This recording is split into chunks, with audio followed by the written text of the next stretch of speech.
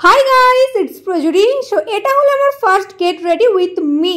তো দেখো, ঝট করে জামাটা পরে নিলাম, এবার চট করে চুলটা বেঁধে নেবো, কারণ তোমরা জানোই যে মেয়েরা খোপা করতে শিখে গেলে আর হেয়ার স্টাইল করার প্রয়োজন বোধ করে না। এরপর মুখে আমি একটু কম্প্যাক্ট অ্যাপ্লাই করে নেব, কারণ আমি মেকআপ করতে একদমই ঢ্যাঁড়স। তো আমার মতো মেকআপ করতে কারা কারা ঢ্যাঁড়স আছো, কমেন্ট সেকশনে তাদের মুখগুলো দেখিয়ে যাও।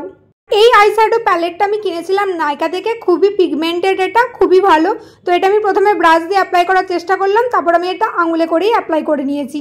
এরপর দেখো, বড় বড় চোখ করে আমি অ্যাপ্লাই করছি মাস্কারা। তো তোমরাও কি এরকমভাবেই করো? আমার ঠিক জানা নেই, হয়তো সবাই ভালোভাবেই করে, আমি এরকমভাবে করি। যাই হোক, তো চলো এরপর লিপস্টিক অ্যাপ্লাই করে নেওয়া যাক।